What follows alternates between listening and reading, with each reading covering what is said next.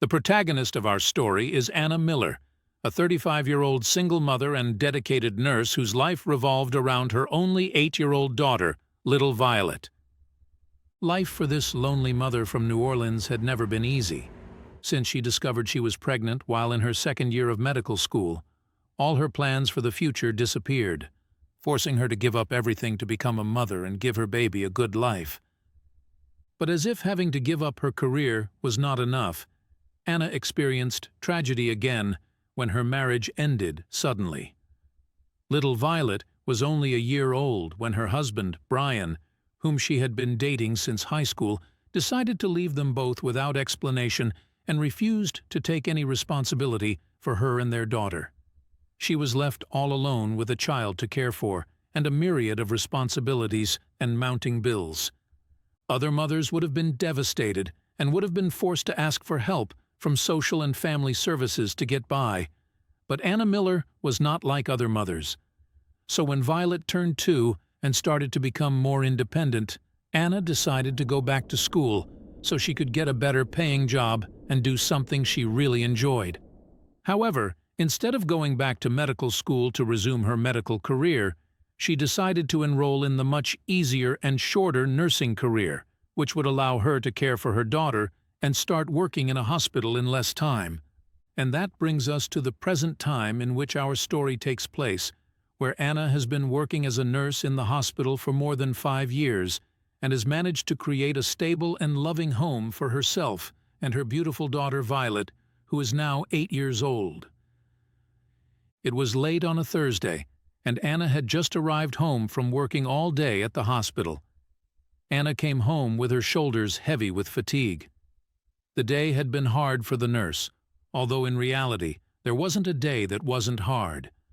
Being a nurse was a truly sacrificial job, and when she got home, she only had the strength left to stretch out on the couch and kiss her daughter goodnight before she fell asleep. "Ah, thank God, my couch, my beautiful, comfortable couch," he said, plopping down on it, which was now more like an oasis. Miller closed her eyes for a moment, trying to relax and put the challenging day behind her.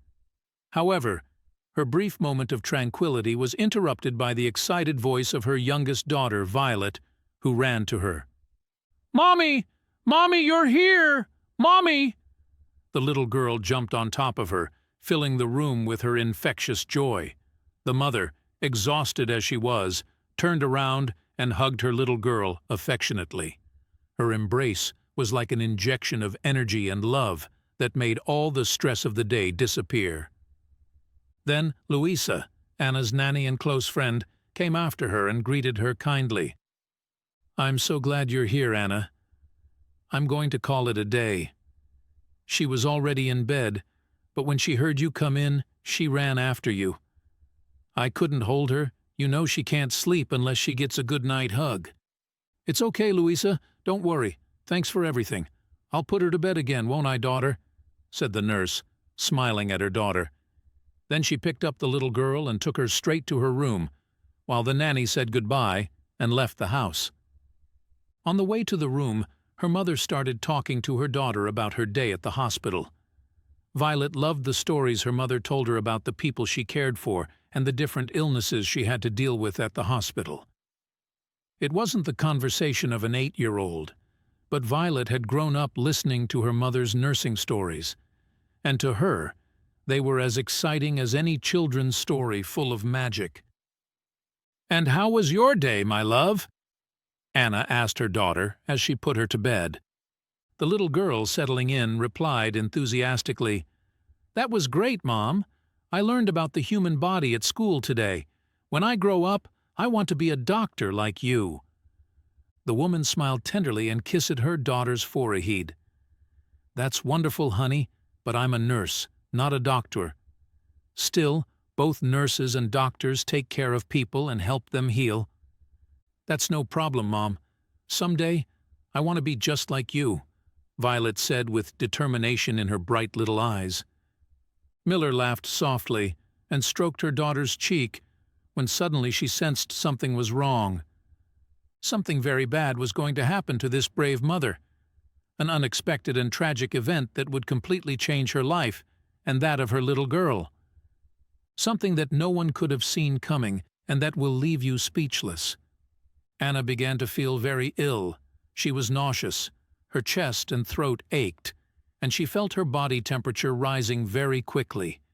She had been feeling tired and had severe muscle aches all day, but she attributed it to lack of sleep and work at the hospital.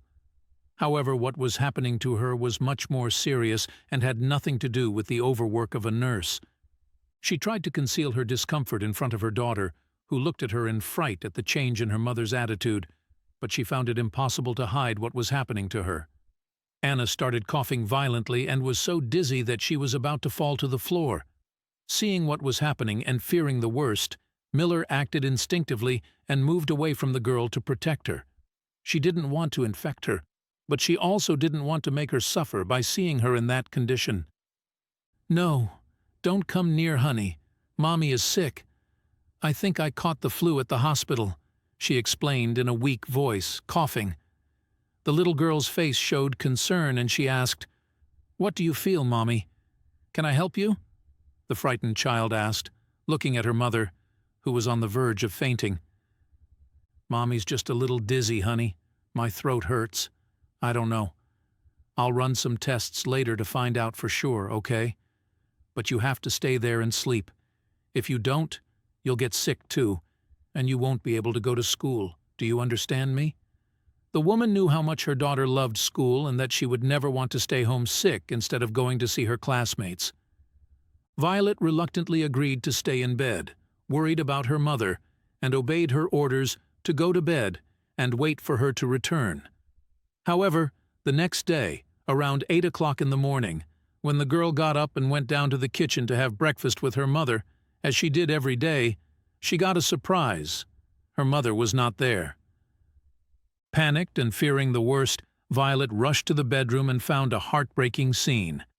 Her mother was lying in bed, looking horrible. She had a high fever and was shivering. The girl was very frightened, but her mother helped her get a thermometer from the bedside table to take her temperature and check her condition. But the thermometer did not have good news for her. She had a fever of 107°. Anna needed to get to a hospital immediately. Her life was in grave danger, and she knew it.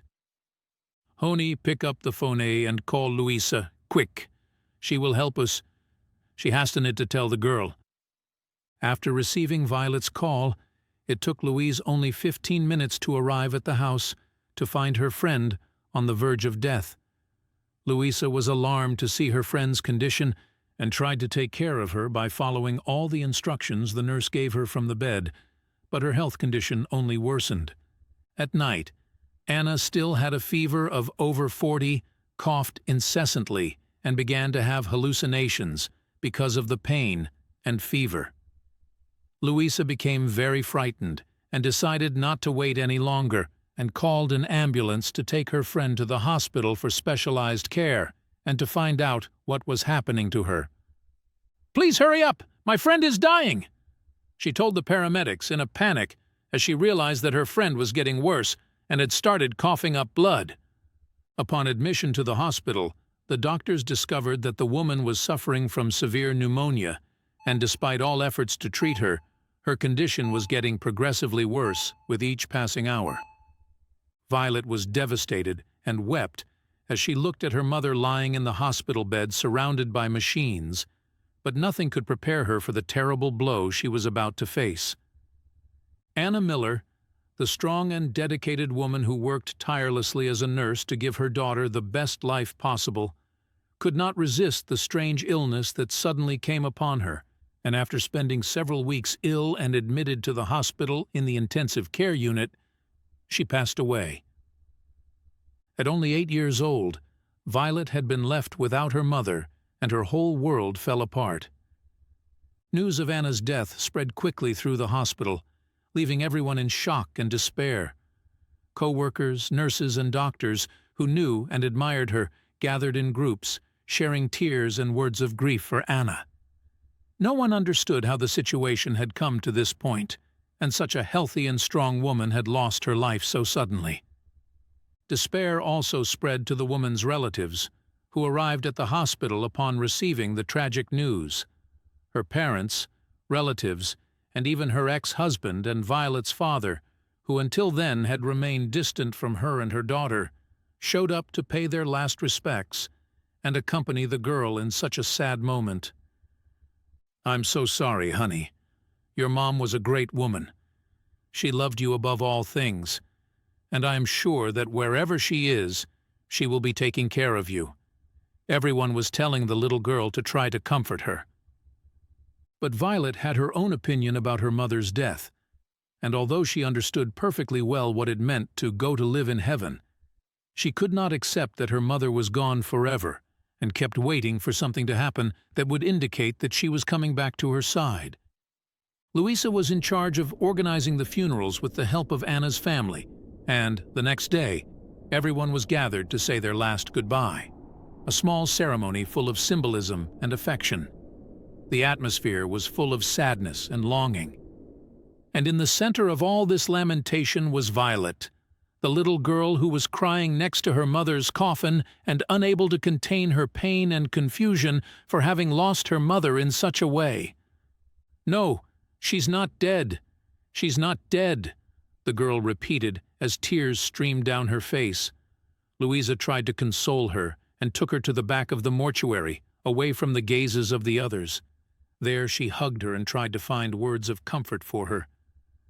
"Darling, I know you feel very bad, but your mom is gone, and we must accept it," Louisa told her lovingly, hugging the girl. But Violet was not willing to give in. The girl sobbed and shook her head in denial, unable to accept the terrible reality that was looming over her. "No, no, Mom can't be gone. I know she wouldn't leave me. She wouldn't leave me alone. She promised me. You can't understand," she cried disconsolately with tears streaming down her face. After she calmed down a bit, the nanny took her back to the main room so she could say goodbye one last time to her mother, as the coffin would soon be taken away for burial in the family niche. The little girl, standing in front of her mother, immediately had her mind flooded with memories and happy moments with her. She didn't want her to go, but the moment the coffin lid closed and the little girl took one last look at her mother's pale face, realizing she would never see her again, tears streamed down her little face as she cried as loud as she could, "Mom, please don't leave me!" Her voice was full of sadness and despair, but then something absolutely incredible happened that would leave them all speechless. The coffin began to shake, almost imperceptibly at first, but soon it became more evident, and all the people around were stupefied and perplexed at what they were witnessing.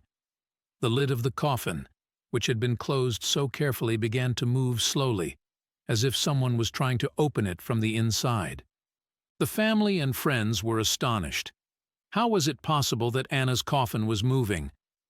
Louisa instinctively stepped back, and others standing by the coffin, ready to take it away for burial, also hesitated. People's minds began to wander in search of explanations, but in reality they were all thinking the same thing. The only person capable of lifting the lid from the inside was the deceased, Anna, who apparently was not as dead as they had thought. Violet, with tears in her eyes, slowly approached the coffin. Her expression was full of curiosity and hope. She placed both hands on the coffin and bent down, bringing her ear close to the cold wood. It was then that he heard, in a faint, almost inaudible whisper, the voice of the person she loved most in the world. "Get me out of here. I'm alive. Get me out of here, please. Violet, honey, Mommy is here." The little girl jumped back, her eyes wide with astonishment. She cried out loud and clear, "My mother is alive! Get her out! Get her out! She's talking to me!" The nanny, without hesitation, lifted the lid of the coffin to check, and indeed there was Anna, her eyes open, confused and struggling to breathe. Her hands were shaking, and her breathing was weak, but it was undeniable that she was alive. Panic gripped everyone, but action was swiftly taken. Anna was rushed to the hospital, where a team of doctors and nurses gathered to give her first aid and try to understand what had happened and answer the question everyone was asking at the time. How could a woman who had been presumed dead come back to life? The news spread through the city like wildfire. Journalists flocked to the hospital door, eager to get information about the nurse who had been resuscitated. Louisa, as a loyal and protective friend of Anna and her daughter, tried to keep the curious and the press away, but the story was too big to keep secret, and the whole truth came out. But what was the truth about Anna Miller's non-death and her sudden fatal illness? You'll find out soon enough. It turned out that Anna had contracted a strange disease while treating one of her patients, a condition commonly known as Lazarus syndrome that makes those who suffer from it appear to be truly dead. What makes Lazarus syndrome even more intriguing is its reversibility, thanks to which our protagonist, thankfully, came back to life just in time to avoid being mistakenly buried. Although there are few studies and explanations about this condition, it can be reversed, but the process is not well known. Although science does not yet have definitive answers, what all the doctors were clear about is that little Violet and her insistence on not saying goodbye to her mother and trying to wake her up was what somehow brought her mother back to life, making her come out of the state of total unconsciousness she was in. After her shocking near-death episode, Miller returned home safe and sound, but with a story that seemed straight out of a fairy tale. The hospital recognized her dedication and rewarded her with a substantial pay raise, considering she had worked for years without any adjustment in her salary. In addition, Anna also received a generous severance package for all those years of unadjusted work and the obvious physical and mental consequences it had caused her, allowing her to finally catch up on all the outstanding bills that had been piling up in her drawer for so long. With the improvement of her financial situation, the woman was able to find some peace and relief from the stress that had haunted her for so long. In time, things gradually improved for her and her little girl, and life regained some semblance of balance and normalcy, and hope replaced the shadows of the past that had oppressed her for so many years. And so, the extraordinary story of a simple nurse showed everyone that even in the darkest and most inexplicable moments, incredible things can happen. You just have to be willing to believe. Did you like this touching and surprising story? If so, we invite you to leave us a comment expressing your opinion. If you want to continue enjoying inspiring stories like this one, subscribe to our channel or check out the other videos shown at the bottom of the screen. Thank you for your cooperation,